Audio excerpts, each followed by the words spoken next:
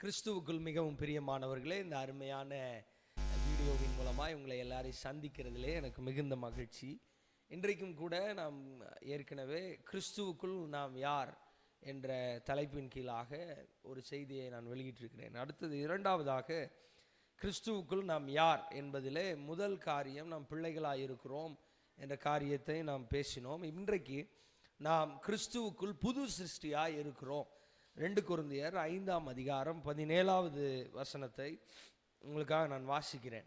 இப்படி இருக்க ஒருவன் கிறிஸ்துவுக்குள் இருந்தால் புது சிருஷ்டியாக இருக்கிறான், பழையவைகள் எல்லாம் ஒழிந்தன, எல்லாம் புதிதாயின அப்படின்னு எழுதியிருக்கு. அப்போது நீங்களும் நானும் கிறிஸ்துவுக்குள்ளே நம்ம உண்மையாக இயேசு கிறிஸ்துவை சொந்த இரட்சகராக நம்ம ஏற்றுக்கொண்டிருந்தோம் என்று சொன்னால், நீங்களும் நானும் எப்படிப்பட்டவர்களாக இருக்கிறோம்? புது சிருஷ்டியாக இருக்கிறோம். புது சிருஷ்டி என்று சொன்னால் ஒரு புதிய விதமான ஒரு கைண்ட், ஒரு இனம் பிறக்கப்பட்டிருக்கிறது. அது கிறிஸ்துவின் மரணத்தின் மூலமாய், உயிர்த்தெழுதலின் மூலமாய் நான் மறுபடியும் பிறந்திருக்கிறோம். இது மறுபிறப்படைந்து ஒரு புது சிருஷ்டியாக இந்த பூமியில் வாழ்கிறோம்.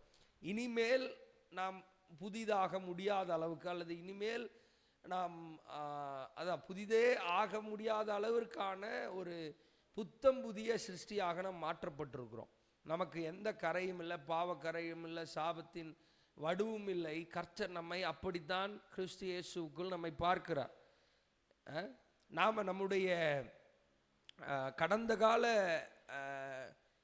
கசப்பான அனுபவங்களின் அடிப்படையில், அல்லது கடந்த காலத்தின் அடிப்படையிலே நாம் இனிமேல் பார்க்க வேண்டிய அவசியம் இல்லை.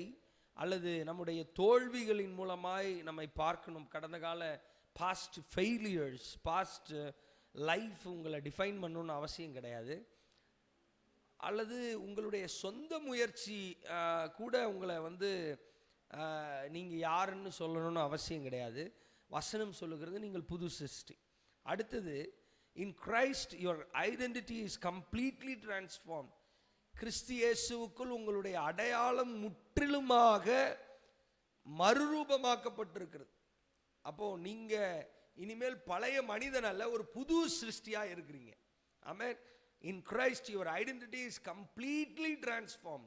கிறிஸ்துவுக்குள் உங்களுடைய அடையாளம் முற்றிலுமாய் மாறுபட்டிருக்கிறது, அல்லது மறுரூபமாக்கப்பட்டிருக்கிறது, மாற்றப்பட்டிருக்கிறது. ஸோ நீங்கள் கிறிஸ்துவுக்குள் புது சிருஷ்டியாக இருக்கிறீர்கள். பிசாசு உங்களை சொல்லலாம், நீ உன்னுடைய பழைய மனுஷன் இன்னும் உயிரோடு இருக்கிறான், இன்னும் உனக்குள்ளே அந்த பாவத்தின் வடு இருக்கிறதான் செய்யுது அப்படின்னு சொல்லலாம். ஆனால் நீங்கள் சொல்லணும், நான் கிறிஸ்துவுக்குள் புது சிருஷ்டியாக இருக்கிறேன், பழையவைகள் ஒழிந்தன. I have a new identity in Christ.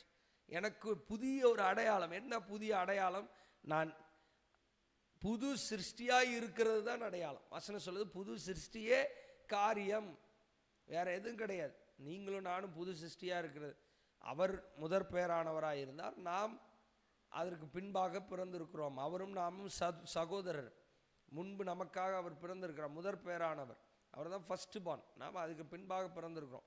அவர் தான் முதல், இந்த புது சிருஷ்டியில் முதல் பிறப்பு அவர் தான். அதுக்கப்புறம் நீங்களும் நானும். ஆமென்.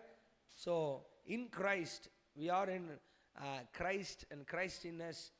கிறிஸ்து நமக்குள்ளும் நாம் கிறிஸ்துவுக்குள்ளும் இருப்பதே ஒரு மிகப்பெரிய பாக்கியம். அதில் கிறிஸ்துக்குள் நாம் வாழ்கிறதுல முதலாவது, முன்பை நான் பார்த்தது போல பிள்ளைகளாக இருக்கிறோம். ரெண்டாவது புது சிருஷ்டியாக இருக்கிறோம். God bless you. கர்த்தர் உங்களை ஆசீர்வதிப்பாராக.